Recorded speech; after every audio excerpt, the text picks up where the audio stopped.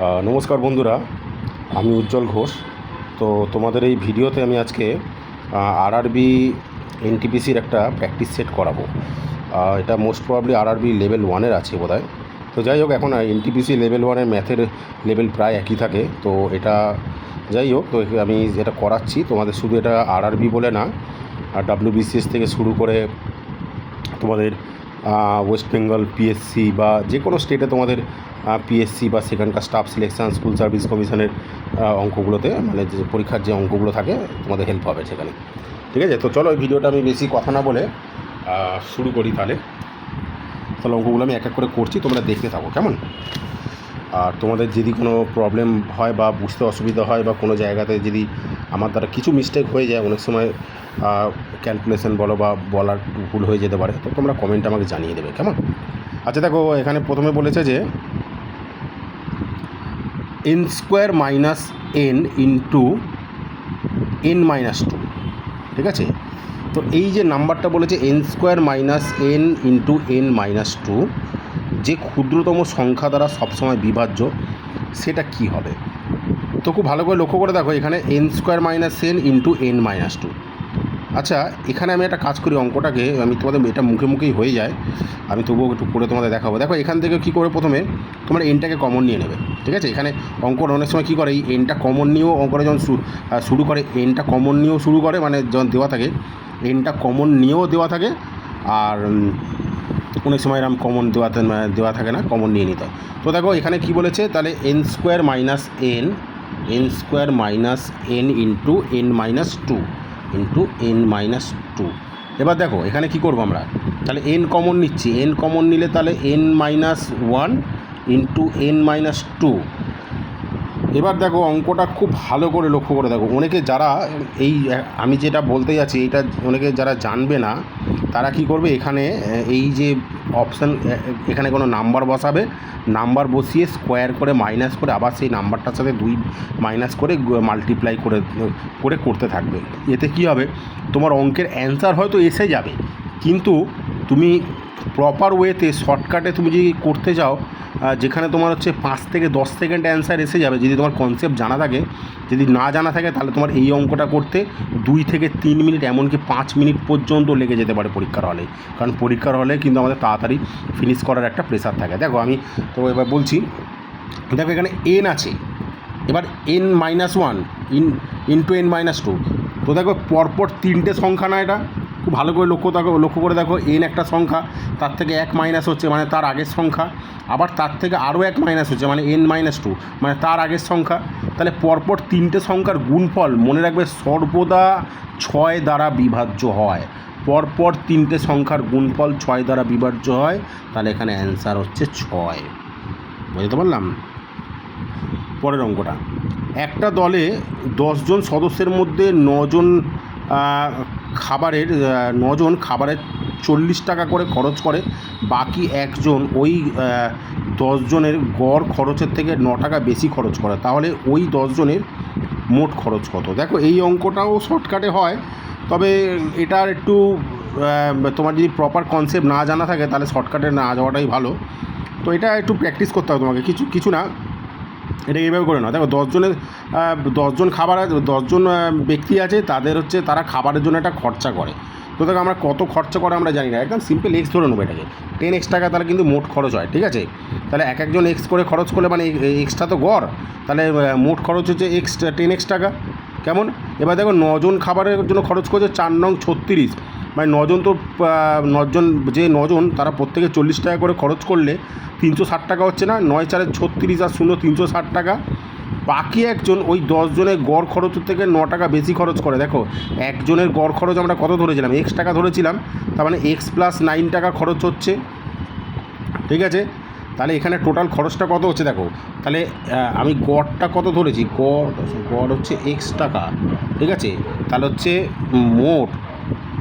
মোট সমান মোট কত আছে, 10 জন আছে, তাহলে মোট হচ্ছে 10 × x টাকা, 10x টাকা। এবার দেখো তাহলে কত হচ্ছে, তাহলে 9কে 40 দিয়ে গুণ করবো, 360 টাকা, 360 প্লাস বাকি একজন বলেছে সেই যে গড়ের থেকে 9 টাকা বেশি খরচ করছে, তার মানে x plus 9 equal to 10x টাকা না, এটাই তো মোট টাকাটা, 10x টাকা, মোট তো 10x টাকা। তাহলে এখানে কত হচ্ছে, 10x থেকে x যাবে 9x, ঠিক আছে, 10x থেকে x যাবে, সরি 10x থেকে x যাবে 9x, তাহলে হচ্ছে 9x ইকুয়াল টু, এখানে কত হচ্ছে, তাহলে 9x ইকুয়াল টু 360 প্লাস 9 369, 9 4 1 41, ঠিক আছে।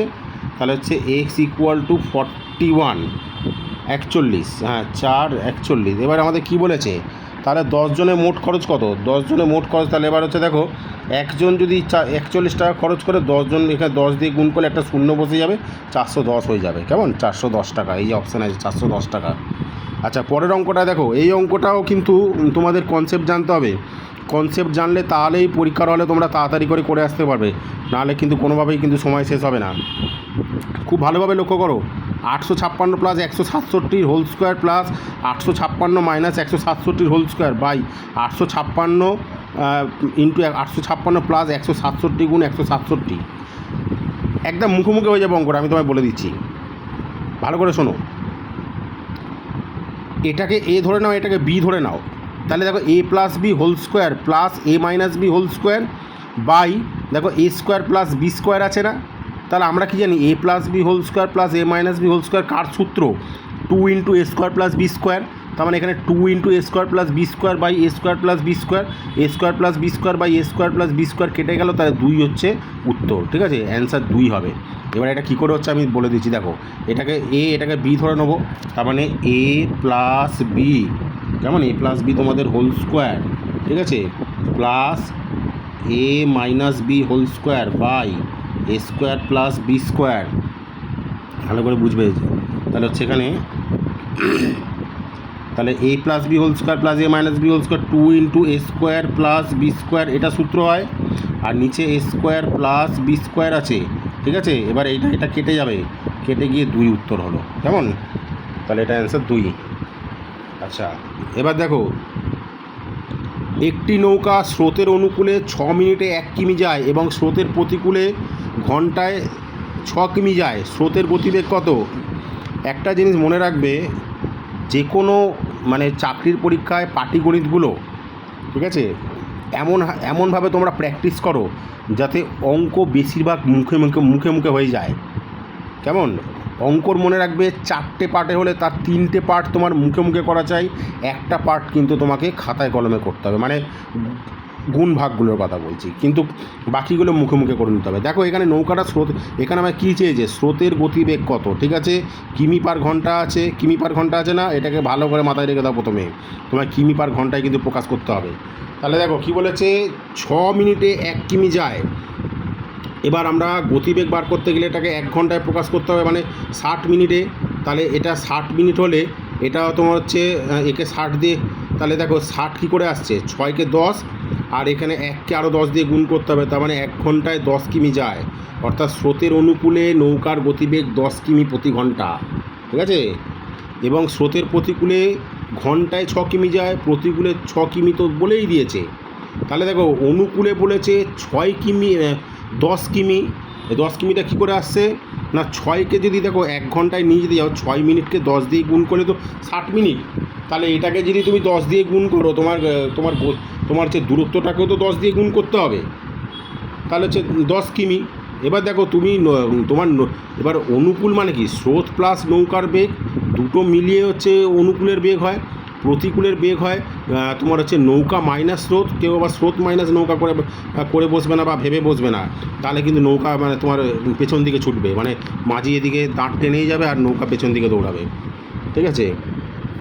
তো তাহলে কি হচ্ছে, তাহলে দেখো দুটো এবার দেখো, তাহলে এখানে আমাকে স্রোতের গতিবেগ চেয়েছে, মানে ছোট বেগটা চেয়েছে, অর্থাৎ কোনো দুটো সংখ্যার যোগফল 10 বিয়োগফল 6, কী হচ্ছে দেখো, খুব ভালো করে লক্ষ্য করে দেখো, তাহলে স্রোতের গতিবেগকে 2 যদি ধরি আমরা, কেন 2 ধরছি দেখো, 8 আর 2 10 হচ্ছে, 8 থেকে 2 গেলে 6 হচ্ছে না, এই ধরনের অঙ্কগুলোতে অপশান টেস্ট করবে, অপশান টেস্ট করলেই তোমাদের খুব শ্রেয় হবে, মানে সময়টা খুব বাঁচবে। তাহলে স্রোতের গতিবেগ 2, কেন 2 হচ্ছে দেখো, আমরা অনুকূলে বেগ কী দেখছি, অনুকূলে তো 10 কিলোমিটার পার আওয়ার, আর হচ্ছে তাহলে আপস্ট্রিমে তোমার হচ্ছে 10 kilometre per hour and downstream হচ্ছে তোমার 6 কিলোমিটার পার আওয়ার। তাহলে আমি এটাকে দেখো, যদি আমি এটাকে 8+2 করি আর এটাকে 8-2 করে নিতে পারি না, তাহলে দেখো আমরা তো জানি নৌকার সাথে স্রোতের বেগ যোগ হচ্ছে, আর এখানে ডাউন স্ট্রিমে কী হচ্ছে, নৌকা মাইনাস স্রোতের বেগ মাইনাস হয়।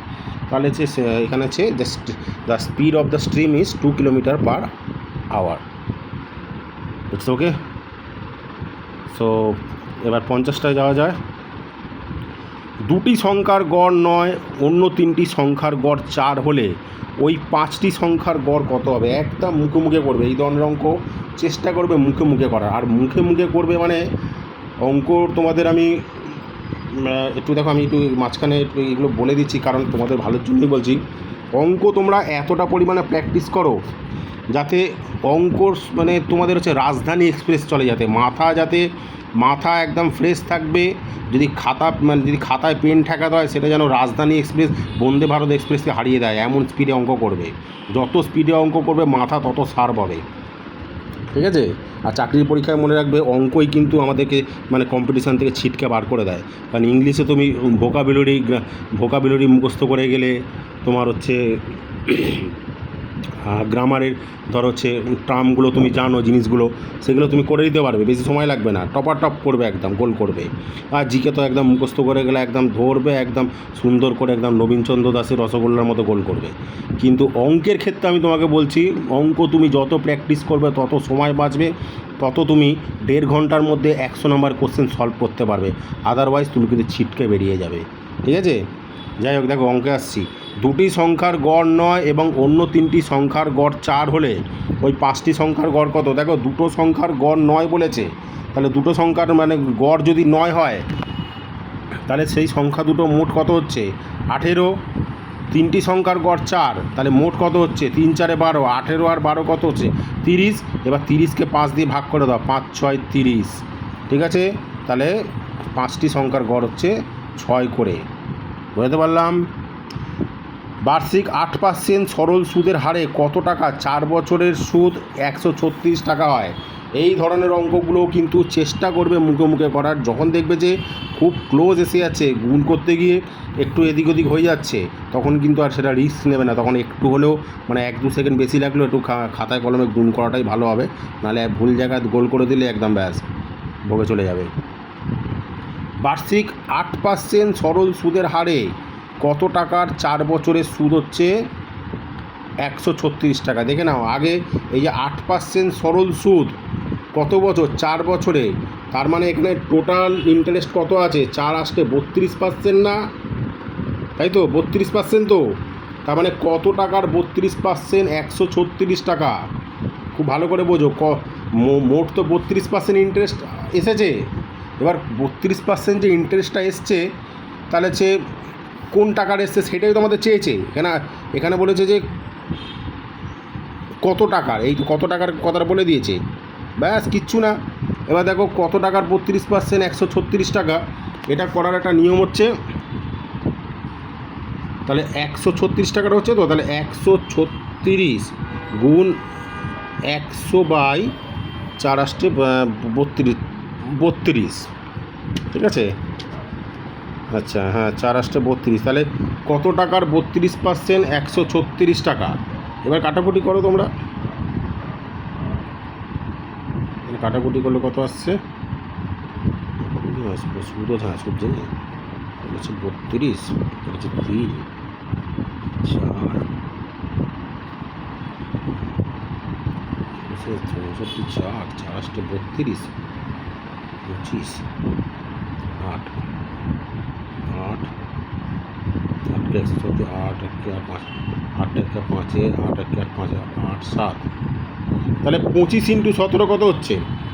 এটাও দেখো মুখে মুখে হয়ে যাবে। 25কে 17 দিয়ে গুণ করে দাও, তাহলে 25কে হচ্ছে 10 দিয়ে গুণ করলে 250, 7 25 হচ্ছে 175, 250 আর 175 কত হচ্ছে? বোধহয় হচ্ছে 425 টাকা মনে হচ্ছে। 425, 25 17 5 হাজার 85, 5 হাতে হলো 8, 17 দুগুণে 34 আর 8 হচ্ছে 42, হ্যাঁ 425 টাকা। 105 থেকে কোন বলছে 105 থেকে কোন সংখ্যার 40% বিয়োগ করলে বিয়োগফলের মান সংখ্যাটি সমান হবে? ভালো করে বোঝো। বলছে 105 থেকে কোন সংখ্যার 40% বিয়োগ করলে সংখ্যার মান বলছে যে বিয়োগফলটা সেটা সেই সংখ্যার সমান হবে। এটা অপশান টেস্ট করলে পেরে যাবে তোমরা। তো দেখো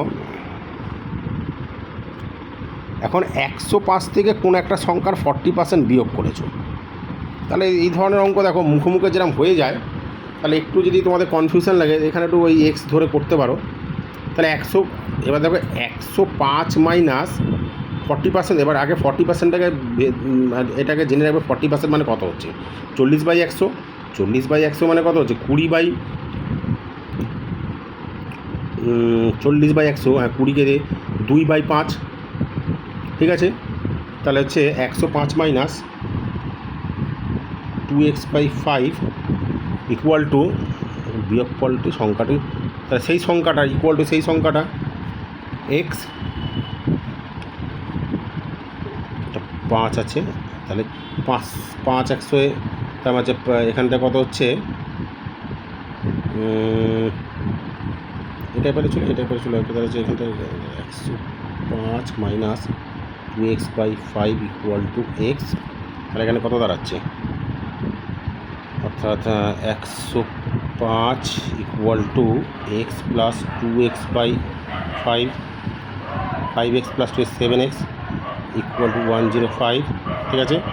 তাহলে 7কে এখানে কাটাকুটি করে দাও, 15, 5 15 75। এই যে 5কে 15 দিয়ে গুণ করলে 75, এক্সের মান হচ্ছে 75। আচ্ছা, তারপরের অঙ্কটা কী বলেছে, এ একটি কাজে 3/4 অংশ করতে পারে 18 দিনে, বি যদি এর দ্বিগুণ কর্মক্ষম হয় তাহলে বাকি কাজটি বি কত দিনে শেষ করবে? দেখো এই ধরনের অঙ্কগুলো তো অনেকের একটু সময় যায় বলে, তবে আমি বলবো একটু তোমরা মাথা ঠান্ডা করে অঙ্কগুলো করার চেষ্টা করবে। বলছে এ একটি কাজে 3/4 অংশ করতে পারে, তাহলে কত দিনে 18 দিনে, তাহলে 18 দিনে 3/4 অংশ করছে। এবার বি হচ্ছে এর দ্বিগুণ কর্মক্ষম, তার মানে এখানে এইভাবে বোঝাচ্ছে যে হয় সে 18 দিনে এর দ্বিগুণ করছে, মানে 3/4কে 2 দিয়ে গুণ করলে 3/2, 3/4 মানে তো 75%।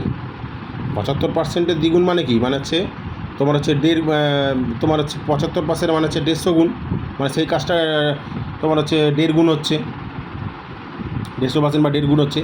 অথবা এই 3/4 অংশটা কিন্তু বি এর অর্ধেক দিনে করে দিচ্ছে, 9 দিনে।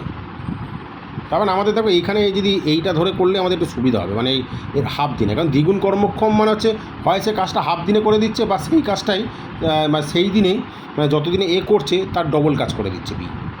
তার মানে এখানে দ্বিগুণ বলেছে মানে বি দেখো 3/4 অংশ তো করে ফেলেছে, তাহলে এখানে দেখো 3/4 অংশ করে ফেলেছে মানে 1/4 অংশ বাকি আছে, তাহলে 3/4 মানে তো 75%, তাহলে আর 1/4 তো বাকি আছে, মানে 25% বাকি আছে। তারপরে দেখো 3/4 অংশ করে 9 দিনে, 1/4 অংশ পাবে কত দিনে? তাহলে দেখো 3টে পার্ট করছে 9 দিনে, খুব ভালো করে বোঝো। 3/4 মানে কি 75 মানে কি 25 করে 3টে পার্ট না, 3টে পার্ট করছে 18 দিনে, 9 দিনে। একটা পার্ট করবে কত দিনে? 3 দিনে। ডি, ঠিক আছে। তারপরে এটাও খাতা পেন ইউজ করতে হলো না। একটি চৌবাচ্চা ভর্তি হয় 30 মিনিটে, ওই চৌবাচ্চা একটি ছিদ্র আছে যেখান থেকে 90 মিনিটে সমগ্র জল খালি করে দেয়, ঠিক আছে। এখানে বলেছে একটা চৌবাচ্চা তোমার 30 মিনিটে ভর্তি হয়, এবার একটা ছিদ্র থাকলে সেই ছিদ্রটা দিয়ে 90 মিনিটে খালি হয়ে যায়, তাহলে চৌবাচ্চাটি ভর্তি হতে কত সময় লাগবে? তার মানে এখানে বলেছে যে মানে দুটোকে একসাথে খুলে দিতে হবে, মানে দুটোকে একসাথে খুললে তাহলে কত সময় লাগবে চৌবাচ্চাটি ভর্তি হতে। তার মানে এখানে একটু ভালো করে বুঝে নাও, যখন এরকম বলে দেবে যে কতক্ষণে ভর্তি হবে বা যখন বলবে যে কতক্ষণে খালি হবে, যদি বলে দিতে যে খালি হবে, তার মানে সেই ছিদ্র দিয়ে জলটা তাড়াতাড়ি বেরিয়ে যেত। আর যেহেতু চৌবাচ্চাটা দুটো খুললে একসাথে চৌবাচ্চাটা ভর্তি হবে, তার মানে ছিদ্র দিয়ে যে জল বেরোনোর হারটা ভর্তির হারের থেকে কম। তখন এই ধরনের যখন বলবে যে ভর্তি হবে, তার মানে ভর্তি থেকে এইটা বিয়োগ হবে, মানে এর অনন্যক থেকে এখানে এর অনন্যকটা বিয়োগ হবে। আর যদি বলতে যে খালি হতো তাহলে কিন্তু যে দ্রুত কাজ করছে তার থেকে যে স্লো কাজ করছে তাকে বিয়োগ করতে হবে। তাহলে এখানে ভর্তি হবে যেহেতু বলেছে, তার মানে আমাদের হচ্ছে যে দ্রুত কাজ করছে তার থেকে এই মানে যে ঢালছে তার থেকে যে বেরোচ্ছে তাকে বিয়োগ করতে হবে। তাহলে 1/30 মাইনাস 1/90 আমরা করে দেবো। 1/30 মাইনাস 1/90 করে উল্টে দিলেই ব্যাস কেল্লাফাতে। তাহলে 1/30 মাইনাস 1/90, দেখো 1/30 মাইনাস 1/90 এটা কত হচ্ছে 90, তার মানে হচ্ছে 3 মাইনাস 1, 2/90 মানে হচ্ছে 1/45, অর্থাৎ 1/45 মানে তাহলে 45 উল্টে যাবে 45, দেখো অ্যান্সার হচ্ছে 45। ঠিক আছে, এটা আমার ইউজ করতে হতো না, কিন্তু আমি তোমাদের বোঝানোর জন্য করে দিলাম। সেটা তেমন না, আমি এমনও কোনো অঙ্কে বিশাল পারদর্শী মানুষ নই যে একদমই খাতা পেন আমাকে ইউজ করতে হয় না। আমারও অনেক সময় অনেক কমন জিনিস ভুল হয়। আচ্ছা দেখো, এই অঙ্কটা তোমরা কি করবে, এই অঙ্কটা একটু করতে গেলে একটু লেন্দি হবে, আমি তোমায় বলে দিচ্ছি অঙ্কটা কী করতে হবে তোমাদেরকে। এখানে এরের কাজটা আগে করে নেবে তোমরা, ঠিক আছে? যত এর দেখছো এরগুলো আগে করতে হবে। দেখো সরলের নিয়ম আমরা কি জানতাম, যে আগে এরের কাজ হবে, তারপর কাজ হবে তোমার হচ্ছে, হ্যাঁ এবার এরের মধ্যে কোনটা আগে হয়, আগে ব্র্যাকেটের কাজ হয়, মনে রাখবে। এর মানে এখানে যদিও তোমার হচ্ছে দেখো এখানে এই এরের কাজ এই দুটোকে একসাথেই করতে হবে, তাও তোমরা একটু মাথায় রাখবে। মাথায় তোমার হচ্ছে ওই দাগ থাকলে ওই কাজটা সবার আগে হয়, ঠিক আছে? তারপরে এরের কাজ হয়, এরের কাজ, তারপর হচ্ছে এই ব্র্যাকেট, তারপরে যে আর ওইগুলো সব হয়ে গেলে তারপরে তোমার হচ্ছে এই ভাগের কাজটা আগে হয়, ভাগের পর গুণ, গুণের পর যোগ বিয়োগের কাজ হয়। তো এখানে দেখো এরের কাজটা করলে কি হচ্ছে, এই 2/1কে 2 বাই আর হচ্ছে 3 দুগুণে 6, দেখো এর মানে তো গুণ, তার মানে এইটা বেরিয়েই এটা কেটে যাচ্ছে কিন্তু, তার মানে 2/3 মাইনাস 1/3, 2/3 থেকে 1/3 বিয়োগ হয়ে যাচ্ছে। এবার দেখো 2/3 থেকে 1/3 যদি বিয়োগ হয় তার মানে কী হচ্ছে, 1/3ই তো হচ্ছে, 2/3 মাইনাস 1/3, তার মানে কী দাঁড়াচ্ছে 3, অর্থাৎ হচ্ছে 2 থেকে 1 যাবে 1/3, তার মানে এইটা কিন্তু পুরো এর মানটা 1/3 হচ্ছে। এবার এইখানটা দেখো বেশিরভাগ ছেলেমেয়ে যে ভুলটা করে সেটা হচ্ছে এইখানে এই ভাগের কাজটাকে করে ফেলে। এই ভাগের কাজটা আগে করতে গেলে কিন্তু অঙ্কটা কিন্তু আর মিলবে না। তো এখানে এই 3/2টাকে না তোমরা এইখানটায় নিয়েছো, এই ভেতরে আগে গুণ করে দেবে, কারণ ব্র্যাকেটের বাইরে আছে, তো ব্র্যাকেটের বাইরে দেখো এখানে কিছু নেই, তার মানে এটাকে আগে গুণ করতে বলছে। তার মানে 1/3 গুণ 3/2, 1/3 গুণ এখানে যে 3/2 আছে ইন্টু 3/2, তার মানে হচ্ছে দেখো এই 3 কেটে গেল, 3 কেটে গিয়েছে, 1/2 হলো, এবার 1/2 হয়ে গেল, ঠিক আছে? এবার দেখো এইখানটা তার মানে আমাদের হচ্ছে এই ভাগ অবধি, দেখো তার মানে কত হলো, এই ভাগ অবধি হয়ে গেল 1/2, ঠিক আছে? 1/2 এখানটা এসে গেল, ঠিক আছে? আচ্ছা আমার যদি ক্যালকুলেশান ভুল হয়ে গিয়েও থাকে তো তোমরা একটু দেখে নেবে, বলা যায় না, হয়ে যেতে পারে।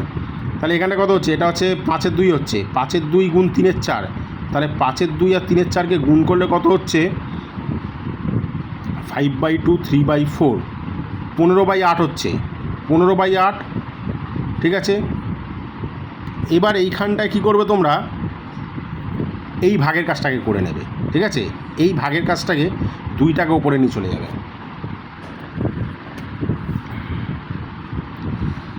দেখো 5/4 এখানটায়,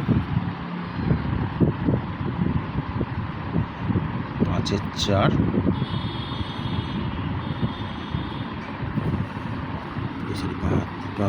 5/2 গুণ 3/4, 15/8, 15/8 মানে 15/8, তারপর কী আছে 15/8 ইন্টু 1/2, কারণ এখানে যদি এর কাজটাকে করে নিতে হচ্ছে।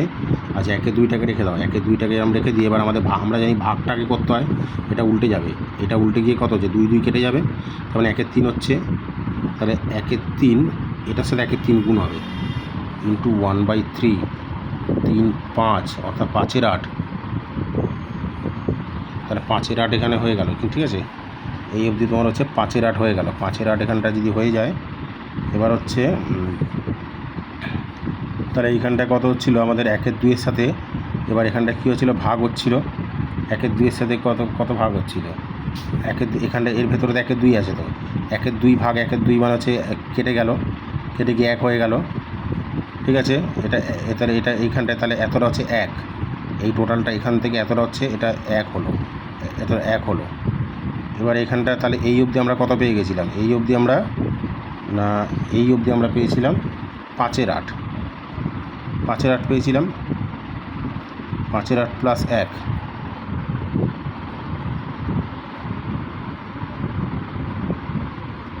13/8, 8 একে 8, 1 পূর্ণ 5-এর 8। দেখো 1 পূর্ণ 5-এর 8 অ্যান্সার আছে, ঠিক আছে, 1 পূর্ণ 5-এর 8। তারপরে বলছে জলকে বরফে পরিণত করলে 10% আয়তন বাড়ে, বরফ গলে জলে পরিণত হলে কত আয়তন, তাহলে আয়তন কত কমবে? এই ধরনের অঙ্কে বা এই অঙ্কগুলো খুব কমন অঙ্ক, বিশেষ করে এই অঙ্কগুলো দেয় হচ্ছে গ্রুপ সি আর গ্রুপ ডি লেভেলে। তো একটু মাথায় রাখতে হবে যে আমাদের কত পার্সেন্ট বেড়ে আবার আগের জায়গায় আসতে গেলে কত পার্সেন্ট কমাতে হবে। কিছু কিছু মানে খুব যেটা বেশি দেয় সেটা হচ্ছে 10% আর 20%, আর একটা হচ্ছে 10 আর 20, এই দুটোই দেয়। মনে রাখবে 10% বেড়ে আবার যদি তার আগের জায়গায় আসতে হয়, কিচ্ছু না, মুখস্থ রাখবে যে 9.19% কমে। এটা কী করে হয় আমি দেখিয়ে দিচ্ছি। আর আরেকটা মাথায় রাখবে যে 25% বেড়ে যদি আগের জায়গায় আসতে হয়, ঠিক আছে, তাহলে মনে রাখবে সেটা 20% কমছে। আর 25% বেড়ে যদি 25% বেড়ে আগের জায়গায় আসতে হয় তাহলে 20% কমে। আর আরেকটা মাথায় রাখবে যে 20%, 20% বেড়ে তার আগের জায়গায় আসতে গেলে সেটা হচ্ছে 16.12% কমে। আচ্ছা ঠিক আছে, আমি করে দেখে দিচ্ছি। দেখো এখানে বলছে যে তাহলে বরফটা যখন জলটা বরফে পরিণত হচ্ছে, তোমার হচ্ছে 10% বাড়ছে, মানে 110% হচ্ছে। এবার যদি কমে তাহলে তো তোমার সেই 10 কমবে, কেন 100তেই আসবে। তার মানে দেখো বেড়ে 110 হয়েছিল, এখন হয়েছে আবার 100। এবার কত পার্সেন্ট কমছে সেটা কার ওপর ক্যালকুলেশন হবে? সেই 110-এর উপর ক্যালকুলেশন হবে কিন্তু। তার মানে 10টা 110-এর কত পার্সেন্ট, এই যে 10টা 110-এর কত পার্সেন্ট, ঠিক আছে, এটাকে আমরা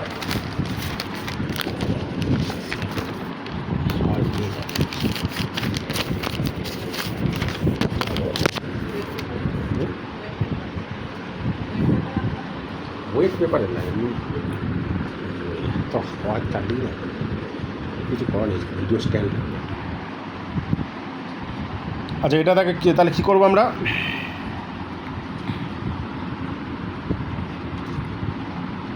তাহলে 110, তাহলে 110-এর কত পার্সেন্ট 10 আমাদের বার করতে হবে। তাহলে 10 × 100/110 করতে হবে আমাদেরকে। 100 বলছে এই 10টা 110-এর কত পার্সেন্ট, তার সূত্রটা হচ্ছে 10 × 100/110, 0 কেটে গেল, আর এখানে তাহলে হচ্ছে 100/11। এবার 100 যদি হয় 11, 9-11 99, 1 9.1-11, আসলে 9.1-11। তাহলে দেখো 9.1-11, তাহলে এটা তোমরা মুখস্থ রাখবে। মুখস্থ রাখলে কিন্তু পরীক্ষার হলে অনেক সময় বেঁচে যাবে। এবার আরেকটা বলছি, এটা যদি বলতো যদি 20% বাড়তো আবার যদি আগের জায়গায় আসতো তাহলে কত পার্সেন্ট কমতো? কিচ্ছু না, এখানে এই যে 10টা করতে 20, এটা 100, আর এটা হচ্ছে 120 করতে, তার মানে হচ্ছে 6, 100কে 6 দিয়ে মানে 50-এর 3, 50-এর 3 তোমরা করে দেখো 16.2-3 হচ্ছে, তাহলে 50 তো 3 16 48 2, তাহলে 16.2-3, তাহলে 16.2-3 হলো। যদি বলতো যে 25% বেড়ে আবার আগের জায়গায় এসছে, তাহলে 25% বেড়ে আবার আগের জায়গায় আসলে কি হতো? এই 25 × 100/125, 25% বাড়তো মানে সে তো 125-এ চলে যেত, 125-এ চলে যেত, তাহলে তো আবার তাকে 25 কমাতে হতো। তাহলে 25 কমালে কী হতো না, এই যে সেই জন্য এই যে 25টা এখানে লিখে দিলাম, মানে এটা 5 5 20, দেখো 20% বললাম না যে 25% বেড়ে আবার যদি আগের জায়গায় আসে তাহলে কত কমবে? 20 কমবে। এই অঙ্কগুলো মনে রাখবে। এখানে তোমাদের শুধু জল বরফ না, আরও একটা দেয় যে স্যালারি রিলেটেড দেয়, যে কোনো একজনের স্যালারি প্রথমে 10% বেড়ে আবার 10% কমে গেল, তাহলে তার স্যালারি আবার তাহলে কত পার্সেন্ট কমলো, মানে বেড়ে গিয়ে আবার আগের জায়গায় আসলো, এই ধরনের দেয়। তাহলে তোমরা একটু মুখস্থ করে রাখবে। এক ব্যক্তি 500 টাকায় একটি ঘোড়া ও একটি গাড়ি কিনলো। ঘোড়াটি 20% লাভে এবং গাড়িটি 10% লোকসানে বিক্রয় করে দেখা গেল মোটের উপর 2% লাভ হয়েছে। তাহলে ঘোড়ার ক্রয় মূল্য কত? দেখো এই অঙ্কটা দেখার পরে দেখো আমি এটা বলছি না যে মানে আমি শর্টকাটে করিয়ে দিচ্ছি মানে কেউ করাতে পারবে তা না, কিন্তু যেগুলো আর কি বেশিরভাগ পরীক্ষার্থী যেগুলো ভুল করে, মানে ভুল করে বলতে ভুল প্রসেসে বেরিয়ে যায়, যেখানে কী হয় তাদের সময়টা অনেক নষ্ট হয়ে যায়, ফলে জানা জিনিস অনেক তারা করে আসতে পারে না। তাহলে এইটা কি হবে? দেখো 500 টাকাতেও মোট টাকা, তাহলে ঘোড়াটি একটা ঘোড়া কিনেছে 20% দামে, আবার হচ্ছে হ্যাঁ যে 500 টাকা দিয়ে দুটোকে কিনলো, 20% লাভে ঘোড়াটা বিক্রি করলো আর 10% লাভে লোকসানে গাড়িটি বিক্রি করলো। এবার এখানে ওর মোটের ওপর 2% লাভ হয়েছে। তো এখানে অনেকে এক্স ওয়াই ধরে করতে যাবে, ধরি ঘোড়াটির দাম হচ্ছে এক্স টাকা, গাড়িটির দাম ওয়াই টাকা, X plus Y equal to 500। আবার হচ্ছে এক্সের তোমার হচ্ছে এক্সের তোমার এর বিক্রয় মূল্য হচ্ছে এক্সের 120%, এক্স থেকে এসছে, আর ওয়াইয়ের হচ্ছে 90%, এরকম ধরে করতে যাবে। ওই এক্স ওয়াই ধরে অপনয়ন করতে যাবে, একদম তোমার 5টা অঙ্কের সময় তোমার একটা অঙ্কতেই চলে যাবে, কিচ্ছু না। এটা কী করবে দেখো, এখানে বলেছে যে যখন এরকম দিয়ে দেবে যে দুটো জিনিস দিয়ে দেবে, একটার মানে একটার হচ্ছে পার্সেন্টেজ, আবার আরেকটার পার্সেন্টেজ, আর মোটের ওপর যখন পার্সেন্টেজ দেবে তখন তোমরা অ্যালিগেশন মেথড করে দেবে। অ্যালিগেশানে করলে অঙ্কটা খুব তাড়াতাড়ি হয়ে যাবে। আমি ধরে নিই সব কটা ঘোড়াই 20% লাভে বিক্রি করেছে। এবার সব ধরো ওই শুধু ঘোড়াতেই 500 টাকা ছিল, তাহলে 500-র 120, তাহলে 20% মানে কত? যে 120% মানে 500-র 20% মানে তো 100, কারণ 10% মানে 50, 20% 100। তার মানে যদি ঘোড়ার ক্ষেত্রে ওর এসপি বা সেলিং প্রাইস হতো, তাহলে এখানে কত টাকা? ঘোড়ার ক্ষেত্রে ওর সেলিং প্রাইস হতো তোমার 620 টাকা, এই 600 টাকা। তাহলে ঘোড়ার ক্ষেত্রে কী হতো? 600 টাকা, ঠিক আছে। আর এখানে বলছে 10% লোকসান হয়েছে গাড়িটার ক্ষেত্রে।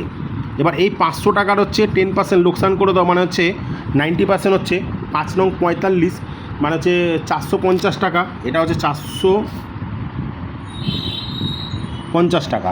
মোটের ওপর কত হয়েছে? মোটের ওপর 2% লাভ হয়েছে। তাহলে 500 টাকা 2% লাভ মানে কত হচ্ছে? 500 টাকার 1% মানে 5 টাকা, 2% মানে হচ্ছে 10 টাকা, মানে 510 টাকা। মোটের ওপর 510, ওর হচ্ছে এসপি হচ্ছে 510। এবার এটার থেকে এটাকে বিয়োগ করে দাও, তাহলে কত হচ্ছে? 90। এবার এটার থেকে এটাকে মাইনাস করে দাও, মানে এটার থেকে এটাকে মাইনাস করবে, এটার থেকে এটা না, এটার থেকে এটাকে মাইনাস করলে 510 থেকে 450 বিয়োগ যাচ্ছে, মানে 60 টাকা। এবার দেখো তাহলে গাড়ি আর হচ্ছে ঘোড়া, এটা ছিল হচ্ছে কার, এটা হচ্ছে হর্স। তার মানে এখানে কত হচ্ছে? 30কে হচ্ছে 2:3। এবার আমরা কারের ক্ষেত্রে 2 আর হচ্ছে হর্সের ক্ষেত্রে 3 ধরেছি। তাহলে ঘোড়ার ক্রয় মূল্য কত? ঘোড়া মানে ঘোড়া তো হচ্ছে প্রথমটা আমরা না, এটা হচ্ছে কার না, এটাকে হর্স ধরেছিলাম, HOR হর্স, এটা হচ্ছে কার। তার মানে হচ্ছে 2/3 দুগুণে, মোট তো 500 টাকা ছিল, 500কে 2:3 অনুপাতে গেছে। তার মানে হচ্ছে 2/3 আর 2 5 ইন্টু 500, 100, 200 টাকা। তাহলে অ্যান্সার হচ্ছে 200 টাকা, ঠিক আছে। দেখো কত তাড়াতাড়ি হয়ে গেল জিনিসটা, আমি তোমাদের বোঝাচ্ছি বলে সময় লাগছে, নাহলে কিন্তু খুব ইজি, মানে খুব তাড়াতাড়ি হয়ে যায়। আচ্ছা, এখানে বলেছে যে x/5 plus y/7 equal to 1, আর এক্সের মান তোমাদের বলে দিয়েছে 2, ওয়াই কত? দেখো এই অঙ্কটা আমি করবো না, এটা তোমরা নিজে করে নেবে। আমি বলে দিয়েছি কী হবে, এক্সের মান 2, একদম বাচ্চাদের ক্লাস 9-এ যখন সবাই প্রথম সমাধান শেখায় তখন এই ধরনের অঙ্কগুলো দেয়, একদম মানে প্রথম অঙ্ক, মানে প্রথম যেগুলো। তাহলে 2-এর এখানে 2 বসিয়ে দাও না, 2/5, তাহলে 2/5টা এপারে চলে গেলে 1 - 2/5, 1 - 2/5 হয়ে গেল। আর এই y/7 এটাকে তোমার হচ্ছে ভগ্নাংশে যোগ বিয়োগ করে দিয়ে ওয়াইয়ের মান বার করে দেবে, ঠিক আছে। এটা তোমরা নিজেরা করে নেবে, এটা আমি হোমওয়ার্কে রাখলাম, তোমরা করে আমাকে অ্যান্সারে দেবে। যদি কেউ না করতে পারো বা সমস্যায় বলবে তখন করে দেবো আমি, ঠিক আছে। এক ব্যক্তি 400 টাকা 10% সরল সুদে ধার করার পর 1 বছর পর 500 টাকা আবার 12%-এ ধার নিয়েছে। মানে একজন কী করেছে 400 টাকা 10%-এ ধার নিয়েছে, আবার 1 বছর পর সে 500 টাকা 12%-এ ধার নিয়েছে। তাহলে প্রথম ঋণ গ্রহণ করার কত বছর পর উভয় ঋণের সুদ সমান হবে? খুব সোজা অঙ্ক, মানে সোজা বলতে খুব ভালো অঙ্কটা। দেখো এটা মুখে মুখে হয়ে যায়।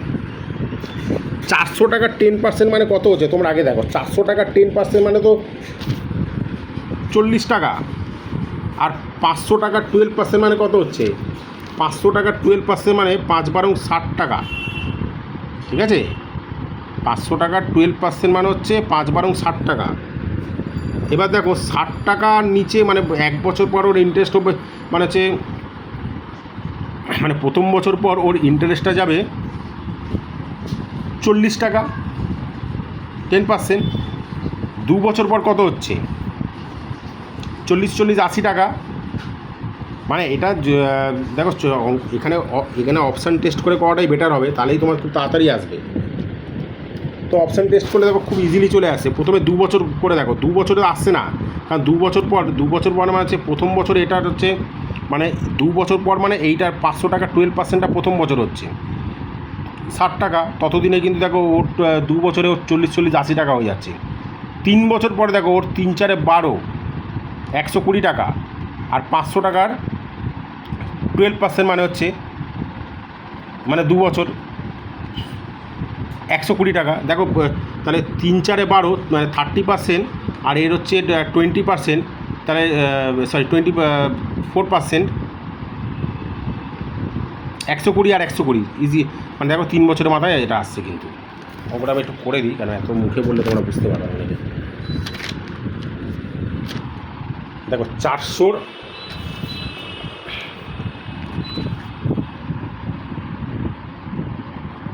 হচ্ছে 10%, 4 4 10 40, 500 12%, ঠিক আছে? 5 5 12 60।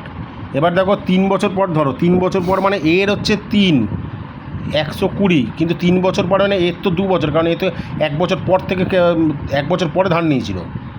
মানে এর যখন হচ্ছে 3 বছর হবে তখন এর 2 বছর হবে, ইন্টু 2 120। দেখো 120 120 দুটোই 120 আসছে, 120 তারপরে 3 বছর পর থেকে হবে, ঠিক আছে? 3 বছর পরে সমান হবে ইন্টারেস্ট। এবার দেখো এখানে বলেছে যে 5214 এই টাকাটা ABC এর মধ্যে এমনভাবে ভাগ করা হলো যে A B এর থেকে 25% বেশি পেল এবং C এর থেকে 20% বেশি পেল। আচ্ছা, তো এখানে তারপর আমাদের কি বলেছে, তাহলে A কত টাকা পেয়েছিল? দেখো A B এর থেকে 25% বেশি পায়, তার মানে B যদি 100 টাকা পায়, A কত পাচ্ছে? 125 টাকা পাচ্ছে, তাই না? দেখো A তো B এর থেকে তো 25% বেশি পেয়েছে। B যদি 100 টাকা পায়, A কত পাচ্ছে? 125 টাকা পাচ্ছে, মানে পার্সেন্টেজে ধরি 125% পাচ্ছে। একটু লিখে নিই এই জায়গাটা।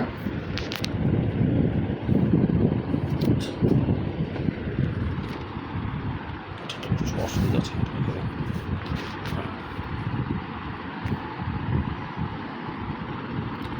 তাহলে বিকে আমরা ধরছি 100 টাকা, এ হচ্ছে 125%। এবার এখানে বলেছে যে সি এর থেকে, এবার আবার এ কিন্তু সি এর থেকে 20% বেশি পাচ্ছে। এ হচ্ছে সি এর থেকে 20% বেশি পাচ্ছে, তার মানে সি এর 120% হচ্ছে 125। তার মানে 125টা কার, এই যে 125টা কার 120%, এটা বার করতে হয় কীভাবে না, 120 0 0 2 5 2 6, ঠিক আছে, 125 প্লাস 6, আচ্ছা এটা হচ্ছে 625/6। না একটু দাঁড়া, একটু দেখি দাও এটা কী বলছে। হ্যাঁ, তাহলে এ সি এর থেকে এবং সি এর থেকে 20% বেশি পেল। আচ্ছা এটা তাহলে সি এর 120% হচ্ছে এ কত ধরেছে আমাদের, এ হচ্ছে 125। 125টা কার 120%, 125, হ্যাঁ ঠিক আছে, তাহলে তো হচ্ছে 2 দিয়ে 5 6, 20 6, তাহলে 6 এটা থেকে কাটাকুটিটা করতে হবে, 500 625/6, 6 6 9 6 10 60 হচ্ছে 2।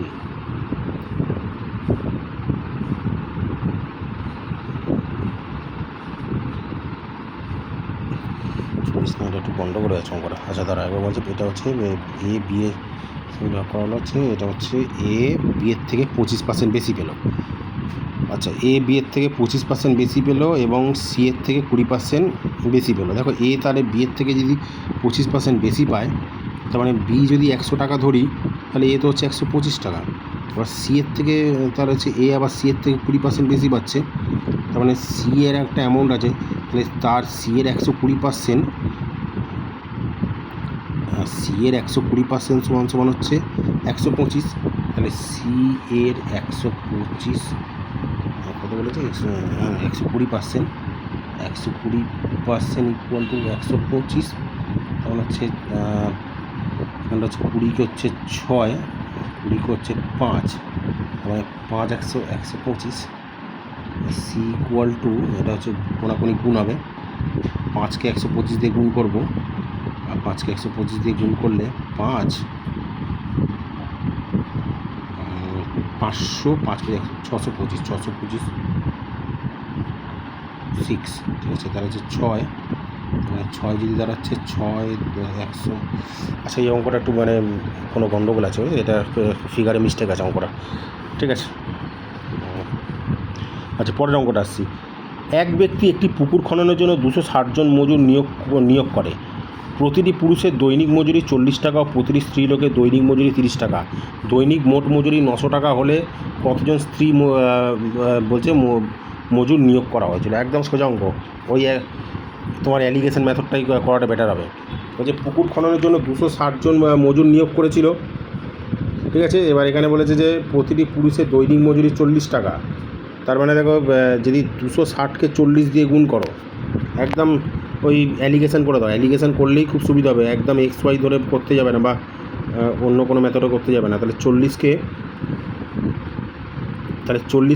তোমার হচ্ছে 260 দিয়ে 26 দুগুণে 52 দুগুণে 104, 104-এর পর দুটো শূন্য, ঠিক আছে। আর হচ্ছে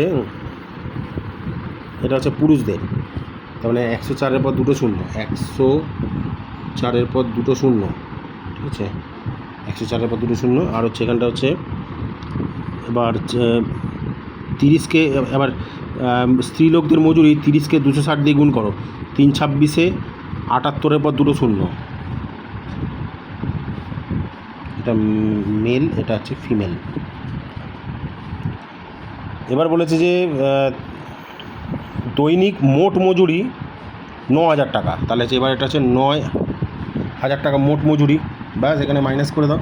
তারপর হচ্ছে 9000 আর 10,400, 1400, আর 9000 থেকে 7800 বিয়োগ করে দাও, 1200, ব্যাস 12 আর 14কে কাটাকুটি করে দাও, 2কে 6, 2কে হচ্ছে 7, 6:7 রেশিওতে মেল ফিমেলের তোমার হচ্ছে আসছে, ডেইলি ওয়েজেসের রেশিওটা আসছে।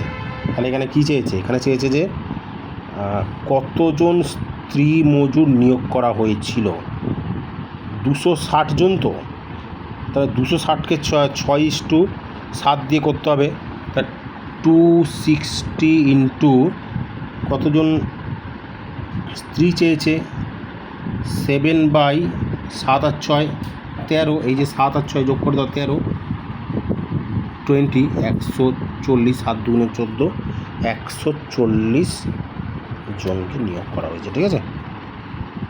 আচ্ছা, নিচের সংখ্যা চারটির মধ্যে কোনটা পূর্ণবর্গ সংখ্যা হবে? এই অঙ্কটা তোমরা ভাগ প্রসেসে বর্গমূল করে নেবে। ঠিক আছে, ভাগ প্রসেসে বর্গমূল করে এর অ্যান্সারটা হচ্ছে এইটা। ঠিক আছে, আমি এটা মার্ক করে রেখেছিলাম, এর অ্যান্সারটা সি হবে। ঠিক আছে, এটা ভাগ প্রসেসে বর্গমূল করলেই তোমরা উত্তরটা পেয়ে যাবে। 125 মিটার ও 100 মিটার লম্বা দুটি ট্রেন যথাক্রমে 30 কিমি ও 40 কিমি গতিতে বিপরীত দিক থেকে আসছে, মানে একে অপরের দিকে ধেয়ে আসছে। প্রথম ট্রেনটি দ্বিতীয় ট্রেনের একজন যাত্রীকে কত সময় অতিক্রম করবে? দেখো, অঙ্কটা কিন্তু এই ধরনের অঙ্ক করতে গেলে তোমাদের কিন্তু কনসেপ্টটা খুব ভালোভাবে ক্লিয়ার করে নিতে হবে। মানে কী ঘটছে, অ্যাকচুয়ালি কী ঘটনাটা ঘটে, তোমাদের কিন্তু সেইটা করতে হবে। তোমাদের কিন্তু সেই জিনিসটা বুঝে নিতে হবে। প্রথম ট্রেনটা 125 মিটার লম্বা, দ্বিতীয় ট্রেনটা 100 মিটার লম্বা। এবার একজন 30 কিমি গতিতে আসছে, একজন 45 কিমি গতিতে আসছে। কিচ্ছু না, বিপরীত দিক থেকে আসছে মানে রিলেভেন্ট ভেলোসিটি কী হয়ে যাবে, প্লাস হয়ে যায়। 30 আর 45 যোগ করলে 75 কিলোমিটার প্রতি ঘন্টা হচ্ছে। ঠিক আছে, মোট গতিবেগ 75 কিলোমিটার প্রতি ঘন্টা। প্রথম ট্রেনটি দ্বিতীয় ট্রেনের এক যাত্রীকে কত সময় অতিক্রম করছে? দেখো, এইখানে অনেকে ভুল করে বসবে, কনসেপ্ট ক্লিয়ার থাকলেও পুরোপুরি সূক্ষ্মভাবে না চিন্তা করলেও যে ভুলটা করে ফেলবে সেটা হচ্ছে 125 আর 100কে যোগ করে বসবে। কারণ তো আমরা জানি যে দুটো ট্রেন বিপরীত দিক থেকে আসলে একজন আরেকজনকে অতিক্রম করছে, তার মানে তো দুটো আমাদের কী হচ্ছে যে তার মানে দুটো ট্রেনের হচ্ছে লেন্থকেও অ্যাড করতে হয়। যেরকম আমাদের রিলেভেন্ট ভেলোসিটি ইকুয়াল টু হচ্ছে দুটো ভেলোসিটির যে মোট এটা যোগফল, আর সেরকম হচ্ছে দুটো প্লাস করতে হবে, তা কিন্তু করলে হবে না। কারণ দেখো, এখানে কিন্তু একবারও বলেনি যে ট্রেন দুটো একে অপরকে অতিক্রম করছে। এখানে বলছে যে ফার্স্ট ট্রেনটা সেকেন্ড ট্রেনের একজন যাত্রীকে অতিক্রম করছে। মানে অঙ্কটা তোমাদের এঁকে বুঝে নিতে হবে। এই একটা ট্রেন, এই একটা ট্রেন, ঠিক আছে। এবার এইখানে দেখো, এখানে কিন্তু বলছে এই ট্রেনটা যেমন ধেয়ে আসছে, এই ট্রেনটাও ধেয়ে আসছে কিন্তু। এবার ধরো এইখানে একটা কোনো যাত্রী আছে, ঠিক আছে, এইখানে ধরো সেকেন্ড ট্রেনটা এর মুখটা এই জায়গাটায় আছে। এবার এইখানে কিন্তু দেখো এও যেমন যাচ্ছে, কিন্তু দেখো ওই যাত্রীটাকে যখন অতিক্রম করছে মানে কি, যাত্রীটাকে অতিক্রম করছে মানে ট্রেনটা কিন্তু নিজের দৈর্ঘ্যটাকে অতিক্রম করছে। এখানে কিন্তু ওর এই ট্রেনটার কিন্তু লেন্থ আর কোনো প্রসঙ্গ মানে আসছে না। এখানে কিন্তু জাস্ট ও নিজের লেন্থটাকেই ক্রস করছে, কিন্তু কোন ভেলোসিটিকে করছে, আমাদের রিলেভেন্ট ভেলোসিটিটা ধরতে হবে আমাদের। কিন্তু যে একজন করছে মানে যে এর সিঙ্গেল ভেলোসিটি ধরলে হবে না। রিলেভেন্ট ভেলোসিটি কত হয়েছে 30 আর 45 75, এটাকে মিটার প্রতি সেকেন্ডে আনতে হবে, কারণ দেখো অ্যান্সার সেকেন্ডে আছে। তার মানে 75 ইন্টু 5 18 করতে হয় না? এটাই তো আমাদের হচ্ছে কিলোমিটার প্রতি ঘন্টা থেকে মিটার পার সেকেন্ডে নিয়ে যাওয়ার নিয়ম। 3 6 18, 3 25 75, 5 25 125/6, এত মিটার পার সেকেন্ড। এবার দেখো ট্রেনটা নিজের দৈর্ঘ্যকে অতিক্রম করবে মানে 125 মিটার যাচ্ছে, 125 মিটার যাচ্ছে 6, দেখো 125 মিটার যায় 6 সেকেন্ডে, এখান থেকেই পেয়ে গেছি। তাহলে 6 সেকেন্ডে অ্যান্সার হবে। ঠিক আছে। আচ্ছা, তাহলে এই ভিডিওতে এই অবধি। এর পরের যে অঙ্কগুলো আছে আমি পরের ভিডিওতে নিয়ে আসছি। ঠিক আছে, তো ক্লাসটা কেমন লাগলো একটু জানিও কমেন্টে তোমরা। ঠিক আছে, পরের ভিডিওতে দেখা হচ্ছে।